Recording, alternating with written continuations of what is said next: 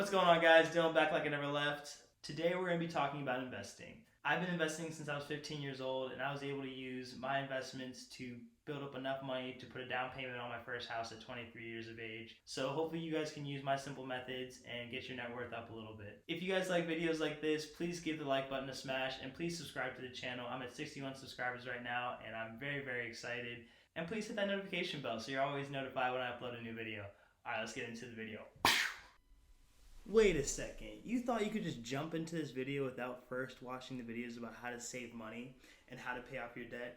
You are not ready for this yet. You need to first tackle those two steps first. So please click this card right here so you guys can follow the playlist and you guys watch these videos in order. This is like college, but it's free. So here we go. Now let's get into the video. We hear stories all the time about these very successful investors making an absolute killing trading stocks, businesses, all this.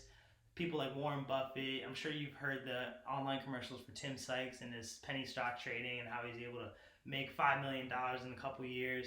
And it sounds like these guys might be smarter than us and they know something that we don't. But the simple truth is that we don't need to be that smart to be investing. There are simple steps that you can take that you need to implement in your life so you can invest in the proper and safe way so you don't have to think about it too much. Now, there are a couple different ways that people can invest. Some of the main ones are stocks, investing in a business, or mutual funds or ETFs, index funds, and things like that. I would consider investing in businesses and stocks as a very high risk investment because all your money is in one place, and if that fails, you could lose all your money potentially. With a stock, it could tank 50% the next day and you lose all your cash, or a business might never ever make a profit and you might have put $50,000 into the business. Index funds and ETFs are a little more safer of an investment, but we have to remember that we're investing for the long term, and so especially since we're young, we do not want to be pulling this money out too soon. Now, index funds and ETFs won't give you the crazy gains that stocks in a business could do, but it will build your portfolio over a long period of time, and it's a very safe bet, and it's almost like an invest and forget kind of situation.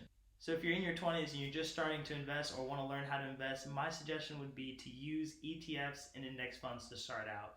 This will be a simple way and it'll get your feet wet into the investing game. So let's talk about the differences between ETFs and index funds. Let's start with index funds. And I'm quoting directly from Investopedia right here, so I didn't screw anything up. Index funds are funds that represent a theoretical segment of the market. This can be a large company, small company, or companies separated by industry. It's a passive form of investing which sets rules to determine which stocks are included. Then it'll track those stocks without ever trying to beat them. Though index funds are not investable, so you might ask, how should we invest in index funds? You can do this through mutual funds. To invest in index funds, you'll be investing in a mutual fund which will then track that index fund. Meanwhile, ETFs are a basket of assets that are traded like securities. ETFs can be bought and sold just like stocks on the stock market every single day in real time. Meanwhile, index funds or mutual funds you will be buying at the end of the stock market when the market closes that day. Okay, boring, but what do you recommend? That's a great question. Well, it depends. Since ETFs can be bought and sold on the same day and you get the most up-to-date price, it can be very attractive for investors to look at ETFs first. Also, with mutual funds, a lot of the times there's a minimum investment that you need to buy into the fund. So my personal fund that I use, I think it's a Vanguard fund, I'll put the name right here. It has a $3,000 minimum investment, and then everything after that is a $100 recurring investment that I can make whenever I want. Most funds have rates that you need to buy into at a certain amount, so it can be tough for someone who doesn't have a lot of capital to start off with. A long-standing argument is that you'll pay less than commission rates if you buy index funds because usually they're free trades after you make that first initial deposit. But with so many companies going with free trade commissions, this argument is no longer valid. Okay, boring, but what do you recommend? I would suggest if you do not have the capital right now to invest in that minimum deposit for that mutual fund of your choice, to start off with ETFs and start slowly building your portfolio that way.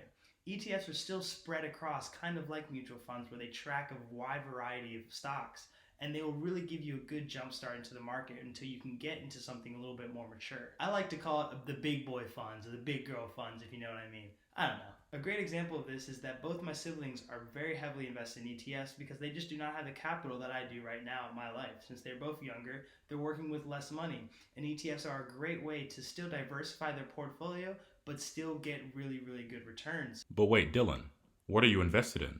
God, where does this guy keep coming from? You know, I'm glad you asked. This is one of those situations where I'll say, do what I say, not what I do. I've made a lot of mistakes in my investing career and have learned from them, and that's why I'm trying to teach you guys what I've done. My portfolio, I would say, is about 40% invested into a Vanguard mutual fund, and I'll throw the name again right here. But the other 60% is heavily individual stocks. And now I always say that we're young and we can take these risks right now. I still don't feel that I am in the right place to buy some of these stocks that I bought in the past. I just didn't do the right research and I have lost money on them. Overall, my portfolio is doing pretty good for now, but we'll see what happens. We don't know what's going to happen with the market.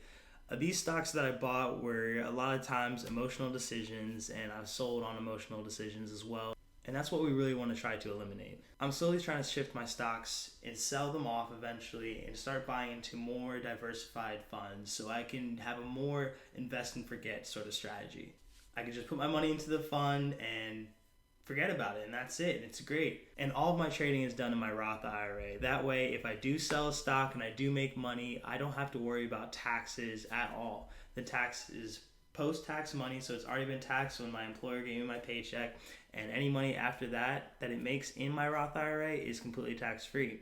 But before we go into the other accounts that I have, I think it's very, very important to go over investment strategy or what your investment identity is. Finding your investment strategy is probably one of those most important things out there because it'll lock you down to a set of rules that you've made for yourself, and you will do X, Y, and Z when A, B, and C happens. And this will really cut out those emotional decisions when it comes to investing, buying stocks, selling stocks, and it'll really help you overall, and it'll really take the stress off of you. A good example is my grandfather told me the story about one of his friends who, no matter what, always sold a stock if it lost 15% of his money, or always sold a stock if it gained 15% of his money. Now, of course, he probably missed out on some crazy gains, say if he bought Netflix 10 years ago.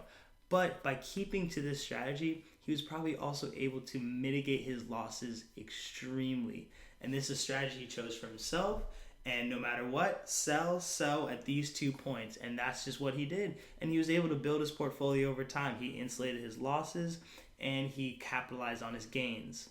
Now, this is not a strategy for everyone, and you're going to have to find your own strategy. And if you guys want, leave a comment down below and I can start making videos about different investment strategies that you guys can use today. I cannot stress enough how important it is to get a set of rules for yourself when it comes to investing. This will really cut out all the emotions behind it. When the stock market crashes, you don't do anything crazy and sell all your stocks. But this rule needs to be for you, and how are you going to handle it? Some people are more attuned to risk and they can handle those stresses a little bit better. Other people are very, very conservative. Being young, I like to stress that we really should be aggressive with our investments since we have so much time to recover. But that's just me, and that's not for everybody. The reason why I suggest ETFs to start out with is because it's just a great way to get your toes wet into the stock market game. Especially if you're not dealing with a lot of capital, you'll have a good diversification of your money, even if you just buy one share of that ETF. As you get more and more used to trading and the trading platform you're using, understanding the market, you'll probably do a lot more reading because that's your money and you want to know what's going on with your money. Once you do that, you'll probably really start understanding how to choose the right stocks and what stocks to pick. This is something that I'm still learning today, and I'm not perfect at it. But when I start learning some new tricks about finding good stocks, I'll make sure to share them with you guys. Dillon, stop. Where can I invest my money? Well, great question. With all these companies offering commission-free trades, it's really kind of, you can pick and choose what you want. Now, me personally, I use E-Trade, and I've just used E-Trade for so long. Anytime I've suggested another brokerage for other people to use, I've suggested Fidelity because they've had the lowest commission rates to date. But with everybody being free, my top three would probably be E-Trade, Fidelity, and I've heard really good things about Charles Schwab. I like the big companies instead of using a company like Robinhood to hold my IRA in, just because I know for a fact this company is well established and my money's not going anywhere, even though the money is still FDIC insured and other smaller banks. but also they give you a lot of tools that you can use to analyze the trades that you're about to make. And maybe at first these tools might not all make sense to you, but as you start getting your feet wet and you start really understanding the market, you will not be able to make trades without these tools. And these tools are just not there on Robinhood right now. Robinhood is really meant for that beginner investor, but you really should start getting your IRA into something very secure like E-Trade, Fidelity, or TD Ameritrade, and Charles Schwab too. The other investment accounts I have, well, I can just list them off. I have a Roth IRA, I have a regular brokerage account with E-Trade, I have an account with Robinhood as well, just because I wanted to see what it was like and how it works. I have an Acorns investment account. If you guys don't know a lot about Acorns, I'll leave a link in the description if you guys want to sign up. Basically, it gives you this roundup feature where, say you spend $1.75, it'll round up 25 cents and automatically invest it for you. It's what they call a robo-investor. And then I have some money managed by my mother, and she's a financial advisor, so her company is managing that for me. I really hope you guys enjoyed today's video about investing. If you guys have any questions, please leave a comment down below. And please say something like I made it to the end. It really helps the YouTube algorithm. All those likes, comments, and every time you guys hit the subscribe button really helps me out and helps this channel grow. I'm trying to bring you guys as much free information as possible because it's just really things that we really need to know nowadays. Like I said, guys, if you guys haven't seen my previous 2 videos, please click the link right here. It'll bring you to my debt-free video and my how to save money video, because I feel like those are very important steps before you start investing. So guys, thank you so much for watching, and as always, catch you guys next time.